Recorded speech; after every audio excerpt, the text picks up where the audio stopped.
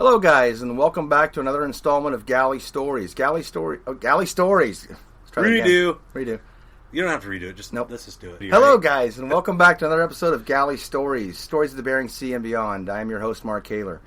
And today we have with us Casey Mcmanus. Some of you might know him from the Cornelia Marie. Some might know him from other places. How you doing today, Casey? I'm doing very well. It's nice to be back in town. Just got back from Disneyland. Had a big family trip. Saw all those Facebook posts. Look fun. Oh, man. It never stops. It's like when I get home from the boat, it's kind of weird. You go up there and you work so hard. You think of all this fun stuff you could do. You get home, and then all of a sudden you get that paycheck from working so hard on the boat, and lo and behold, hey, you got some money to spend, so you go out and do all that fun stuff that you thought of, and then right about the time you run out of money, it's time to fly back to the boat anyway. Time to go back to the boat. So you've got kind of a unique start in the fishing industry because you were definitely raised in it. Yeah, well, I started out awfully young, going up there with my dad. He was crabbing and trawling back in the 70s and 80s, and I was born in 83, and I went to Alaska for the first time in 88 with my dad, or 89, right in there. I was 5 or 6 years old, and he had a gill netter called the Kimberly, and I went up there and spent some time with my dad and my Uncle Pat, and it was the life for a guy who was 5 or 6 years old. It was so much fun. My job was to actually figure out the different species of fish and separate them out, and you'd put them in these different brailer bags per species, and if I screwed up on what brailer bag I put them in, I didn't get paid.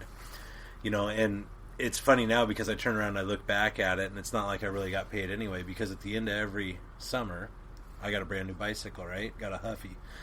And I got to go in and pick it out and everything, and I thought I was styling until I was 17, 18 years old, and I'm digging through my parents' file cabinets, and I find the fish tickets from back then. Uh-huh. And I see how much frickin' money my dad was making off that gill netter, and I'm going, oh, and he was hanging out with all the Highlanders, kicking butt, and I mean, he was doing well. And you were getting a Huffy, not even a Diamondback. I wasn't even getting, I was getting a Huffy. I mean, I maybe got, at the time, it was a $40 bicycle. That was probably 10 fish, Yeah. It was just like, oh my God, really? But it was a good thing because it kept me hungry and humble. And growing up, it was a good thing to have. I look back at it now, and I appreciate it so much now that when I took my son up on the Cornelia Marie this summer, he was pushing fish out of the troughs and into the fish holds.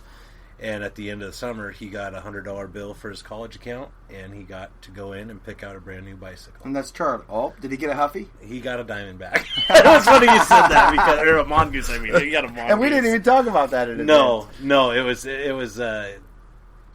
But that's the way I learned, and I looked at it, and I looked back at the way my dad raised me and everything he did for me, and he never gave me anything. He didn't give me money or anything like that, but he did give me opportunity, and he gave me advice. And the advice that I heeded that generally came with an opportunity worked out well, and sometimes I took the opportunity but not the advice, and it fought against what was planned for me to go on, or what I had in my own head. And it probably was beneficial to learn your species that young too. I mean, I could sort fish like nobody's business, and I continued on with him even after he only had the gill netter for a few years, and got rid of that, and then I'd go up with him in the different Trident boats. He was working for Trident after that, partially during that, and then right after that, and he's running the fleet for him of catcher boats, and all those catcher boats would tender in the summer. And so I'd go up on the Pacific Viking or the Viking Explorer with him, or the Arcturus or Aldebaran, whatever one was around. And Norman Bakken, he was on the Aldebaran for part of that. His son Blake was with him, and it was fun to go up there with him because Blake was like a year younger than me or something. We were jumping off the wheelhouse all summer and swimming and playing around in Southeast in the warmer waters, and it was a hell of a way to grow up. I wouldn't trade an ounce of it for anything. I look back and a lot of my friends these days, they go, "Whoa, it was no fun for the summers for you because you were always gone and we were at home playing war and out in the woods and blah blah blah blah blah." And I'm thinking, man, you guys missed out. Yeah. I had it going on. I was making just a tiny bit of money, but I was having the time of my life. And I was on a fishing boat. I was learning all sorts of new cuss words. I had naked girl calendars to look at, which I got another funny story with Charlie about that in my boat recently. But I mean, there's a lot of stuff to learn when you're that age. Charlie at this point is about the age you started going up too, right? Yeah. So Charlie's the same age actually. He came up same age as when I did, and his mom called me, Sarah, my wife. She calls me up. She goes, "Hey, he's starting to be a little bit too much of a handful." And I think that's pretty much a conversation that happened between my mom and dad, too. I was being too much of a handful at home, and I had to get booted out and go be with dad and get taught the right way and everything and toughen up. So I got shipped up, and I got that same phone call from Sarah, and I realized what that was going to be like. And I was like, you know what? I was the same age. I got the same problem. So I called our business partner, one of our business partners, Roger, and I asked him if he'd be okay with me having Charlie on the boat and everything, because we're still a partnership. It's not like I can just make a decision and go with it. So Roger said, I don't see a problem with that. Just keep him safe. And of course, we had a life jacket on him the whole time, and not allowed outside of the boat without a life jacket. He had his own survival suit. He could put it on in under a minute. He can turn his light on. Knows how to activate NEPIRB. At 6 years old, that's a hell of an accomplishment. Yeah. He's ready to bail. Now he's telling me he wants to go crab fishing. And, and I was like, well, what do you mean, Charlie? You're a little too small to go crab fishing yet, And he goes, well, Taylor and DJ said that if I put in a full summer, that's usually how you get your crab job. And I said, oh, no, dude, it doesn't work like that when you're 6. Well, it's time well accounted for, right? Time well accounted for. Well, he's got some sea time under his belt already. So you plan on taking him up this next summer? I think, yeah. Last year I got him for a month and a half in the summer. I think this year I'm going to take him up for the whole summer, if Sarah will let me. Well, he's definitely going to earn that crab spot at that point, isn't he? If he does, he'll probably be one of the youngest guys. I mean, there have been a lot of guys that have gone out for their trips with their dad and king crab and whatnot. But that was back when they used to fish king crab into June, and all that, and it was much nicer weather. October, it can get pretty yucky pretty quick. I think it's almost a tradition. I mean, when you hear Chuck talk about Joe, he took Joe out real young. Yep. You hear your dad, Jimmy, talk about you. He says he takes you out real young. Took me out real young, and then you look at Joe's son, Lawson. Lawson just went out with me this time. Yeah. And he's 24, I think 23, 24, 25. I can never remember how old he is. Kind of still trying to keep that family connection, while... Always. It's always family. No matter where you go in the fishing industry, it's very hard to find... There are guys who have done it without any family connections, but it seems like if you have family in the fishing industry, generally at least one of the kids from the next generation is going to continue to carry that torch. And I don't know if it's because of the mindset of fishermen or the pride of your dad being a fisherman, then you want to do it, or I don't know why that is. But it seems like anybody, if their dad had a boat, a lot of times the kid will take it over later. Even if they have to go out somewhere else and work somewhere else for a while, you always end up with the family. So, you think that played a big part for you? Right after high school, it played a huge part for me. And even during high school, I was spending time with my dad, on all this time on the Trident boats and having fun. And then pretty soon my dad was like, hey, you're mechanically inclined. I'd torn apart several of his weed eaters and tried to weld them to scooters and stuff and this, that, and the other thing. And he knew what I was capable of. And he says, you need to get up there and go tendering with Harold. He needs a chief, Big Harold, on the Royal Viking at the time. And I was like, I didn't know Big Harold that well then, and I knew him a couple of times, but I didn't know him that well then. Okay, yeah. And we pretty much walked down to the boat, and he gave me the whole, you like the Royal Viking? Yeah, Dad, I've always liked the Royal Viking. He says, all right, well, you're the chief, figure it out. Mm-hmm. Huh? And he goes, well, yeah, this is a centrifuge that cleans the fuel. You'll figure out how to clean that. Harold will teach you. You know how to change the oils. Here's your generators. Only put one on line at a time. Go black in between. And split the board by taking the bus tie off and throwing that breaker up. Main engine start levers here. Check the oil here. Water here. Always check your oil, water, then start it. Fuel valves here. Clean your fuel. Here's your day tank. Fill your day tank like this. Here's your fuel manifold. Start at the back. Burn your way to the front. That was it. That was Crash Course 101 in case you've been an engineer. We've heard other guys say the same thing. They kind of said, here's your tool set. I'm out of here. Yeah. But while you were on the subject, just not to stop you where we're flowing so good, but Big Harold, we lost him a couple years back, and you probably it is. You probably got a story, about Big Harold that we could share. That I got several Big Harold stories. I think my favorite one was the first time I ever crab fished with him. We got back in. We ended up taking the boat to Kodiak, and we went to a Chinese restaurant in Kodiak, top floor of this little building. And I think I had about worn Harold out that trip. I mean, he wore me out physically, but I think mentally I wore him out. I think between the two of us, we were a great team. But God, we would go at it passionately sometimes. I not that I didn't have a ton of respect for him, but he was about as Norwegian as they got, and I was about as Norwegian and Irish and stubborn as they get. And between the two of us, it was a constant battle right up until we hit the beach. Then we get along great, right? Yeah. God, we would bang heads together out there. And anyway, I remember we get done. And he's, we all sign our end of contracts, and that's it. We're flying out the next day. He says, I'm getting a hotel room. Okay, he can't even stay on the boat with me anymore. Fine. He goes, well, I'm buying you guys dinner. So everybody goes around, and we all order our dinner. And he says, you guys can't drink, which I don't think any of us were 21 anyway. I mean, we had a young, strong crew then, And he goes, well, we all order our dinner, and I get the dim sum number 2 special or whatever the hell it was. And it comes around to Harold. He looks the little Chinese lady straight in the eye and says, I want a bottle of vodka and a straw. And he was serious. She kind of laughs. She goes, what do you want? He goes, a bottle of vodka and a straw. He was very serious. That was Harold. And that's what he had for dinner, was a bottle of vodka and a straw. He was so over it, And there was times, God, he chewed my ass once on the Billiken.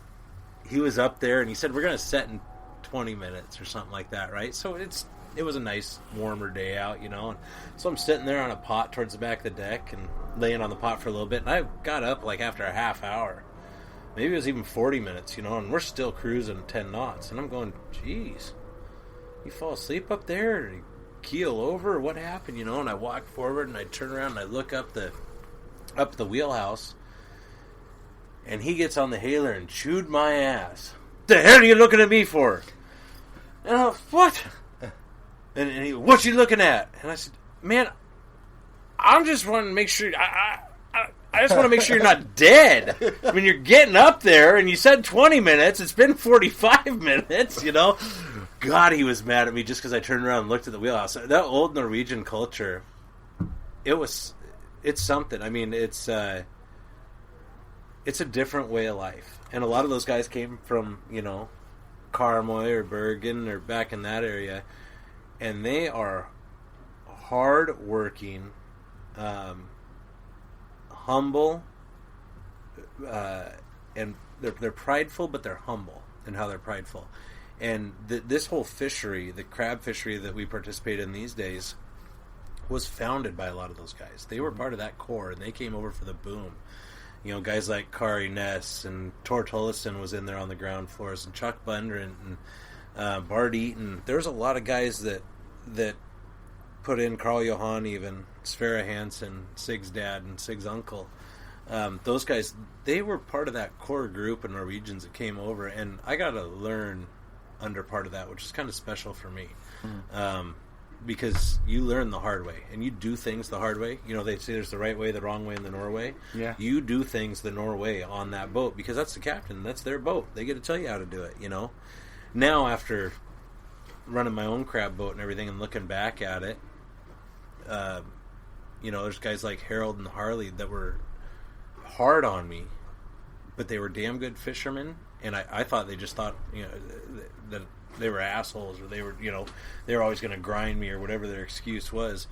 Now I turn around and looked at it, and I have the utmost respect for the guys that were like that. Jim Hill, they were hard on me, but they were hard on me because they wanted to see me do more. They wanted to see me do better, and if I didn't, if I only pulled 99% of my wagon's weight, they'd smack me until I pulled 110% of it, and that was it. And I'm blessed to have people like that in my life.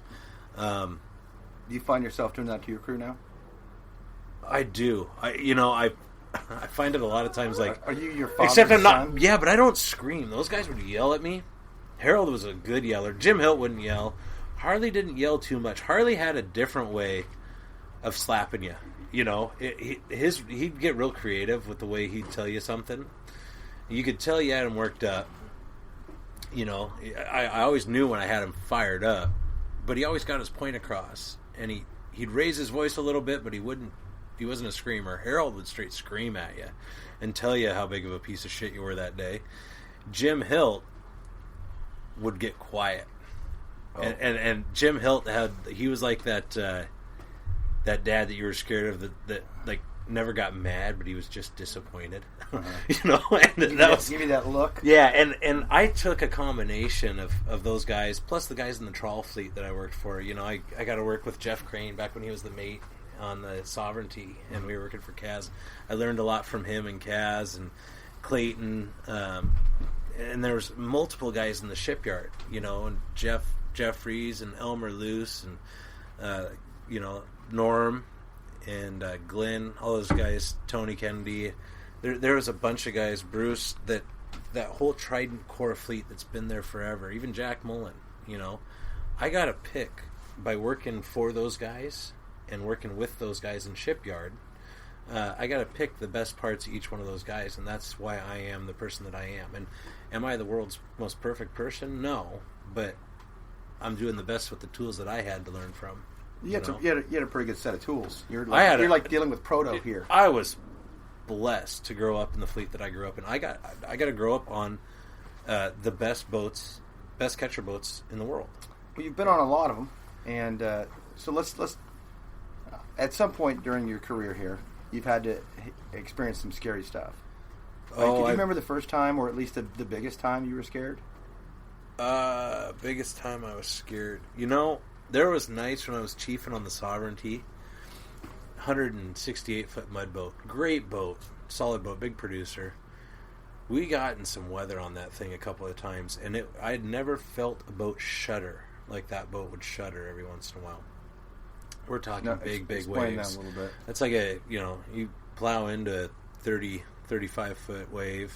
I don't want to get too inflated with it. I mean, the seas out there get big, and they're no joke, you know, and when you go up and climb the wave and you come crashing down on the other side, well, on a boat that long, you might be spanning two waves and air gets under the boat. And when the tail of the boat comes down and slaps on it, that shake, you can feel just because a boat's built out of steel doesn't mean it's not going to move. Right. And it shakes and it flexes. So you just feel the whole thing shuddering beneath you. And it shakes real hard, and there's some nights where you'd feel that shake and you wake up from a dead sleep and wonder if the back end of the boat was still there. That's how hard it would shake, and that was pretty scary. I had another moment. We came through Unimac Pass with Big Harold. Him and I were on the Royal Viking, 108-foot Marco, great boat, whale back bow. Still is a great boat. Still is a great boat. That day it could have, just like the Sea Star there we're looking out the window at, but that boat could have had a raised bow on it this particular day. We come around through Unimac Pass. It was a little snotty in the pass, and as soon as we came out of the pass and started heading up the hill, it was blowing a hard northeasterly, like a 50 or 60, and I was, 18 years old maybe, or 18 or 19, something like that. 18, I think, headed to Bristol Bay.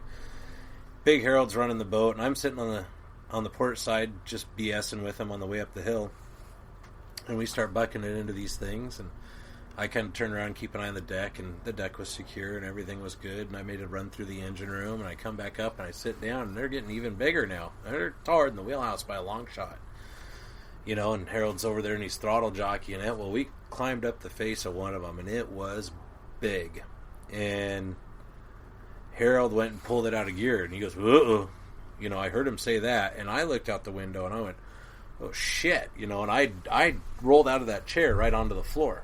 Below the dashboard there, and Harold rolled out below the dashboard as well, but I didn't know this at the time, and this wave hits the front of the boat, and I felt the air go past my head from the wave, and it actually came through the cabinet, the cracks in the cabinet, just poof. And I was like, wow, never felt something like that before. That was weird. We're inside a boat. How the hell did I just feel the air from a wave go past my head, right? Or, you know, and I look over, I looked up to where Harold was sitting, and he's not sitting there anymore. And I thought he'd be laughing at me for diving on that one. He looks at me around the corner of that other dashboard. There's a little L-shaped ledge there. He looks at me around the corner and goes, "Wow, that was big." I was like, "Yeah, it was." To see that man, and he was called Big Harold for a reason. Really big. He's a big man. Oh, he's 280 and 6'4". But the years that I've known him, which wasn't near as many as you, I've never heard him even express fear. So to actually see any kind of fear on him would be a... His eyes were huge. And that's when, when Skipper gets scared, you better get scared, because Skipper's seen it all, right? Yeah. When you're 18 especially, Skipper's seen it all. When he gets scared, you better get scared. Well, we turned around, went with it for a minute, and he went up there, and we double-checked the anchor, made sure that was still tight. We looked at the front of the wheelhouse, and Marcos have this nice soft arch to the front of the wheelhouse, the original Marcos did. And this one now has a nice little soft bend right in the middle of it. I know wave damage. I know where that wave was. It's amazing how it's strong. still there. The bend's still there. Go look at the boat next time it comes into town. You'll see a little wave in the front of it. That was that wave. And Wild Joe Schmidt's wearing that boat now, right? So yeah. Joe. So I like Joe. He's it's a good amazing guy. how damaging those waves can be, even against steel. The steel doesn't stand up to the power of Mother Nature when it comes to water. Everybody thinks diamonds are the hardest or the strongest things on Earth. Well, there's a reason why they use water to cut diamonds. It's way more powerful. And it will knock the socks off anything. There's boats sitting down here in Fisherman's Terminal in Seattle that have the wave, or the brow still peeled up on them from wave damage. Sitting right here, you could probably see two of them. Yeah, the Progress, Tiffany, one of the only female skippers, very experienced skipper. She knows exactly what the hell she's doing. She just took 5 or 6 windows out on the Progress and peeled the bow. That whole brow was like peeled nothing. up. Yeah. I went over and looked at the boat. It's incredible, and nobody got hurt. She was in the wheelhouse when it happened, and she said she wasn't going very fast, but it was gnarly, and that's just the power. And she says that thing just came out of nowhere. Did it take out any windows? 6. Yeah. 6 windows. Yeah. Went through 6 windows, filled the wheelhouse completely up with water. Oh, the inside, it ripped the overhead right off the wheelhouse, all the electronics, wiped those out, blew all the breakers, tripped all the DC stuff. It was completely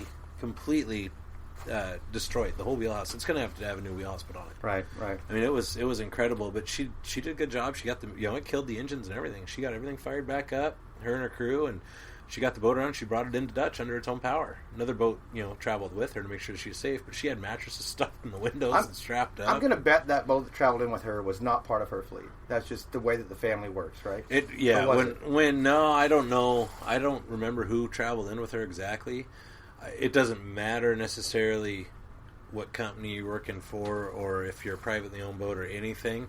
When you're out there and shit goes sideways, no matter the differences you may have had somebody with somebody in the past, all that goes by the wayside as soon as you have a problem like that. Everybody's right there to help you, and it's because most of those people have had their brown pants on, so to speak, before that from being in a similar situation. Sure. And they remember how screwed, they started saying FUBAR back in the World Wars. Mm-hmm. Well, FUBAR gets used frequently in the fishing industry still, right, because boats get destroyed. So you mentioned earlier, I want to take you back just a minute, just for a brief description.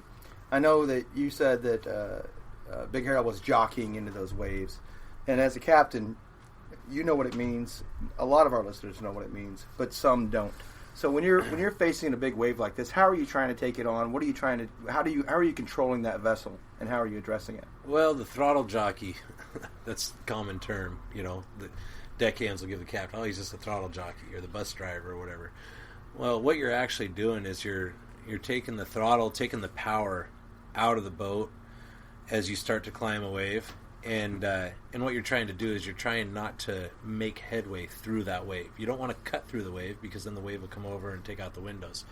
But if you lighten up on the throttle a little bit and slow down just a little bit, and then when you drop off, you can get back on the throttle a little bit and push it towards the next one, so you can maintain forward movement and keep the nose into it, or at least bear steerage way.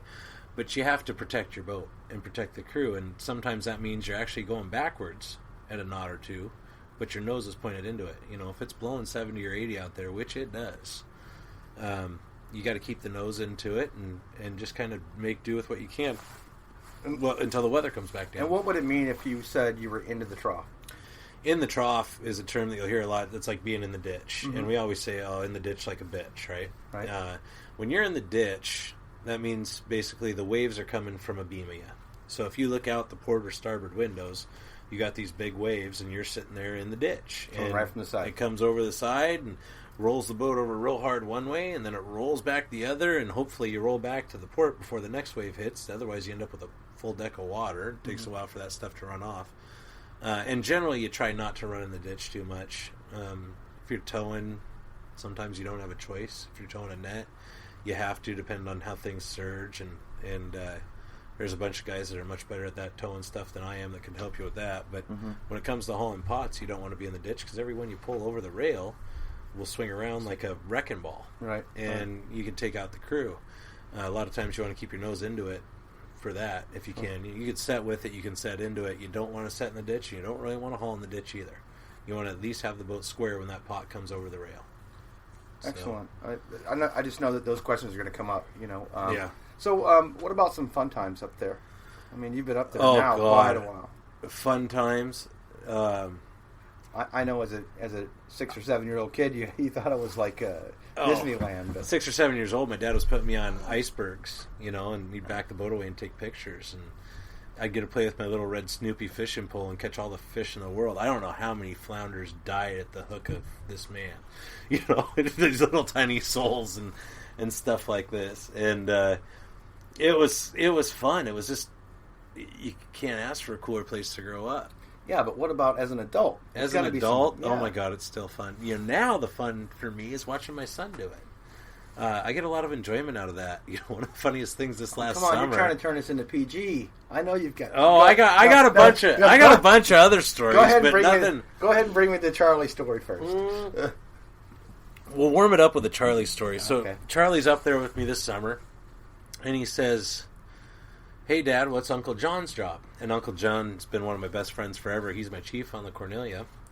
And I said, well, Uncle John, he's the chief. His job's, pretty much here. He keeps the boat running, but he also has to make the water cold. You refrigerate the water to keep the fish fresh. Oh, okay. And it wasn't 5-10 minutes later. He's backing up with a fish on a hook. And he goes right into the hold. He's got his life jacket on, so he doesn't really sink, but he goes under for a second. And Taylor Jensen, one of my other deckhands. Wheelhouse at this point? I was back right by the front of the wheelhouse. I was on deck. Taylor Jensen, the kid barely got wet, but he was clear underwater. But Taylor reached right in, grabbed him by the strap on the back of that life jacket, and picked him right up. And set him on deck. And Charlie's sitting there, and his eyes were just huge. And we're all going, oh, what happened, buddy? Kind of making fun of him, because we knew the whole situation was okay now. And he looks straight at Uncle John, who I just told him his job was to keep the water cold. He looks straight at Uncle John and says, Uncle John, you're doing a really good job. That was his classic. He was so cold. That's all that stuck out in his head was Uncle John's job was to keep that water cold. Man, that water was cold. Oh, my goodness. My goodness. It was fun. He had a good time. And I think he fell in a second time, too. God, I probably shouldn't say this. Mom, Sarah's going to get all pissed off at me. I'm going to have to deal with my wife after this when she hears this. But he had a good time. Then, another time, just recently, we were up crab fishing. I got a phone call from my wife, and they were in the car on speakerphone. And she goes, you got some explaining to do. And I said, what do you mean? And she goes, well, I'm sitting here talking to Charlie, and apparently he saw a booby calendar on the boat, a nudie calendar, girly calendar, she says. Uh-oh. I go, Charlie, is that true? And he's on speakerphone, and he goes, yeah. And I said, where did you see that? He goes, in DJ's room, and I go, DJ! And DJ comes up to the wheelhouse. I go, do you have a nudie calendar in your room? He goes, yeah. Uh-oh. Charlie see it? He goes, yeah. So I got Charlie still sitting there on speakerphone, and now I got my end on speakerphone so DJ can hear it. He can hear Charlie throw him straight under the bus. Well, where was this? It was in DJ's bunk hanging on the wall. Oh. I said, well, was she, naked or in a swimsuit? He was naked. Oh, really? Was she, could you see her boo-boos? That's what he calls boobs. And he goes, yeah. I go, oh. Well, were they nice ones? And Charlie goes, I don't know. I didn't feel them. And I was like, well, he's going to be a fisherman for the rest of his life. Do you see him being a fisherman? I could. He's a thinker. He's always very aware of his surroundings. He likes fishing. He likes going out on boats. He likes the water. encourage him to do whatever he wants to do and wherever his heart takes him. And I'm definitely going to encourage him to get an education. But just like me, I graduated from college, and what do? I work on a crab boat. It's. I want to get back to that real quick too, because we've got some time here, but something I don't want to be skipped over is that. Yeah, you run the Cornelia Marie. It's a crab boat, and a lot of people know the boat.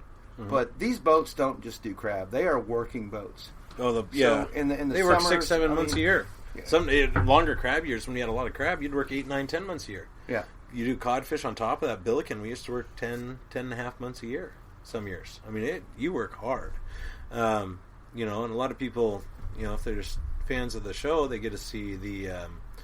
The 2 or 3 months a year that we work crab fishing, or 2 months. Lately, it's been a month and a half sometimes, right, because the quotas are down. They don't see what we do all summer, in the salmon tendering. Did you guys do cod? Tendering. We didn't do cod. We have a LLP permit that we could use for cod, but we don't have any cod gear. And at this point, it's not quite worth it for us to make the investment into cod gear. Yeah. It kind of is. It's like borderline. It's I want to do it. Cod was pretty good price this year. 42 cents a pound. It was very good price. But we also have other commitments Sure. right now. And we've committed ourselves to crab heavily. And,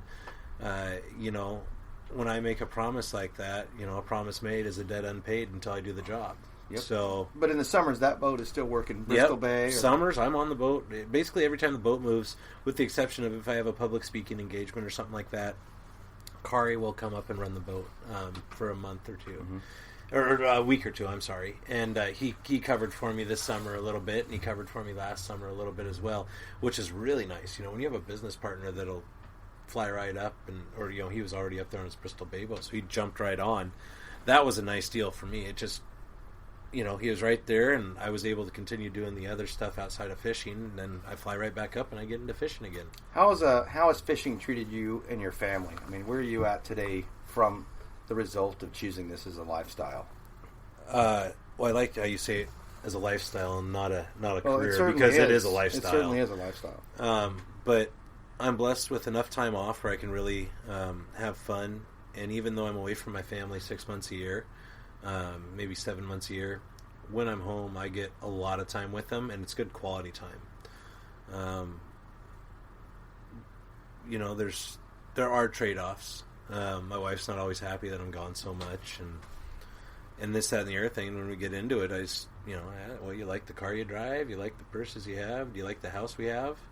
I have to go fishing to pay for those things. Right. This is not a cheap world to live in these days. It's very expensive, and fishing's lucrative when it's good, and you have to capitalize on those moments when it's good. And sometimes you have bad years, and when you have a bad year, you just got to tighten up the belt a few notches, and not take so many vacations. It's not all glamour, is it? It looks like it's all glamour from the outside, and it's part of the problem with the Facebook and the Instagram and all that stuff. People don't put pictures on there of their shitty days. Right. They only show you the best days. So when you go on any of that other stuff where you get to see our social medias, you get to see all this smiling and all this fun stuff. There was so much misery to get us to that point. And that's the one time you bring out of camera, because we don't smile very often. I mean, we have fun here and there for quick little windows, but for the most part, it's work, work, work, work, work. And when you do smile, that's the time when you want to share it with everybody, because you're like, hey, sure, I'm having a great time right now. That's actually well put. So what would you suggest for guys that are thinking about getting into this industry, not just as a crab guy, or but just the industry in general? Because there's so many aspects to it that you can try to... There's not just fishing. There's all the shipyard stuff. There's the welding. There's the refrigeration. There's the electrical. There's the diesel mechanics. The painting, the boat designers, Doug Dixon. Yeah. There's the engineers for designing the boats and building the boats. There's dry dock guys. There is so many different aspects to this industry, just on the boat focus side of things. Then you got the seafood side, the sales, the plant side, the processing side. There's a ton of different aspects, and what you have to figure out is what you want to do and how hard you want to challenge yourself. Do you want the comfort of being home, every night, or darn near every night? Well, then a corporate office job might be a better move for you, or a shipyard job. You're going to work a lot of hours in some shipyard jobs, but you're usually close to home. If you're a reefer technician, you're probably going to travel quite a bit. If you're a manufacturer in a reefer facility and you're building them, the refrigeration for the boats, 9 to 5, you're going to be close to home. You have to decide how much time you're willing to spend away from home and what your end goal is. How much money do you want? What if their end goal is to get up there? If your end goal is to get up there and go fishing, get yourself to somewhere where there's a lot of boats and start pounding the docks and go and talk to guys. You think that's still feasible? I think it's very feasible. Have you hired a guy walking the dock? I personally have hired multiple people walking the docks. I have never hired somebody over Facebook. I get a lot of messages of people asking me for jobs and this, that, and the other thing, and I know a lot of other captains do as well. I don't want people who sit there and stare at their phone. Mm-hmm. I don't want to have any part of that. Mm-hmm. I want people that are willing to get off their ass and go look for a job. Mm-hmm. Because let me tell you, that guy who is all into Facebook, and you look at it and he's got 57 billion posts, that's the guy that's what he does, is Facebook. Mm-hmm. And I don't want a guy on my boat that does Facebook. I want a guy on my boat that gets off his ass and finds something to do and finds himself work and finds a way to feed himself. Mm-hmm. Taylor, the last guy I hired was actually Zach Wilson, and I hired him because I know his dad, and his dad hired me when I was 13, right? And that's how he got his in with me. Lawson, before that, I worked for his grandfather and his dad for many, many years as an employee. 10 years as an employee, 15 years, whatever the hell. It was a long time. On-off as an employee, I should say, and sometimes a fisherman. But, I owed it to his family and him to, they provided for me, from the time I was technically probably 6 or 7 years old through my dad all the way up until I was 29 years old. Mm-hmm. So just because that family did that for me, that's why I hired Lawson. There's the connection. How's he doing? Killer. Lawson's incredible. Yeah. Incredible. And then and Zach did well too. He worked hard. He's younger. You can tell he's younger. He's got some polishing he needs to do, but the potential is definitely there. The guy who I hired before that, I was on the phone next to the Cornelia on the dock, and he was very respectful. For a half hour, I was on a hot phone call, and he gave me enough distance where I could see him, but he wasn't there to eavesdrop on my conversation. And he looked at his watch, and I saw him look at his watch, and I kind of gave him a nod like I understood that he was waiting for me. And he just ran over and he handed me an envelope. He says, "Don't want to bother you." And I was like, "Okay, see you, man." Didn't know what the hell. It could have been anthrax in this envelope for all I know. I had no idea, right, who this guy was. Young guy, though, and I watched him. He was polite. He ran back to his truck, all the way to his truck. He hopped in his truck, and he got out of there. And obviously he was late for something, but he was hustling. I noticed that about him, and then I opened up this envelope later, and it was his resume and had a couple of boats that he had worked on in it. And I looked at it, and I went, you know what? This guy's worked on some seiners. He's done a little bit of pot fishing on smaller boats, but he wants to get into big boat pot fishing. Mm-hmm. I need a guy for shipyard. And Roger, Thomas, one of the partners in the Cornelia, he said, "Hey, we need some guys." He goes, "What about that kid that was here yesterday with the resume?" And I said, "Yeah, I think, let me look at that." So I looked him up. I called up one of his people he used to work for. I asked him about him. He said he has great attitude, good worker, yada, yada, yada. So I called this kid up, and I said, "Hey, you want a job?" And he goes, "Yeah, well," he goes, "I want to go fishing." And I said, "Well, I need a guy for shipyard. If that works out well, I'll take you for salmon. If you do well for salmon, then you might have a spot for fishing." And he goes, "Well, all right, when would you want me to start?" And I said, "Where are you at?" He said, "Arlington." I said, "How long does it take you to get to Ballard?" He said, "About 40 minutes. And I said, "All right, be here in 35 minutes. You got yourself a job." So that was it. What was the time? He made it in about 32 minutes from Arlington to Seattle. And he was there, and when he showed up, you could tell that he showed up to work. He had his Carhartts on. He was, half dirty already. And, "Hey, what's my first project, boss?" That was that fast. He probably left something sitting there, hot burner somewhere else. But we're about out of time here, Casey. First of all, I can't thank you enough for coming. Oh, no problem. But before I let you go, we're doing this segment, mail call, a little bit of reading it. And folks will hear this read on another one because I also want to get Doug Dixon's response when I the mail call. That's fitting for you, isn't it? If it was for me, it'd be mail call, female call. Yeah. Oh, burn. So I just want to read it to you because I really wanted to do this one during your segment because of who it's from and what it's about. All right. It's from Jeff Eaton. and his subject line is "Listen to the podcast." Very nice. You know that my dad can tell a good story. He'd be able to fill up a 3-part series. I've always thought that getting his stories on tape would be a hoot. Not sure who you have in mind to talk with, but there are many stories floating around Chill Shoal. You're doing a great thing with this. Looking forward to keeping up with the podcast, Jeff. And that's Bart Eaton's son. Oh, if you could get Bart in here, it's going to be difficult to get him in here because he doesn't like the fame for all this stuff, and he's going to tell you, oh, there's other stories recorded and yada yada yada. You need to get him in here. Jeff, Bart has the best stories on planet Earth, and he was the guy.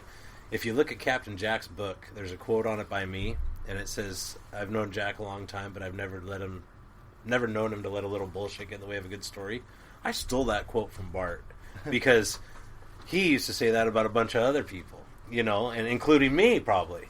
But Bart is a colorful character.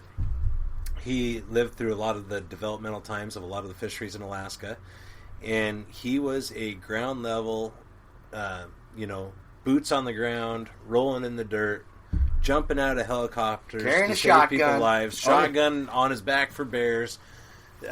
He's a very interesting guy, and still is. He's so accomplished and so humble, and he's built a great longline fleet, and he's a brilliant man, and he's knowledgeable. His history.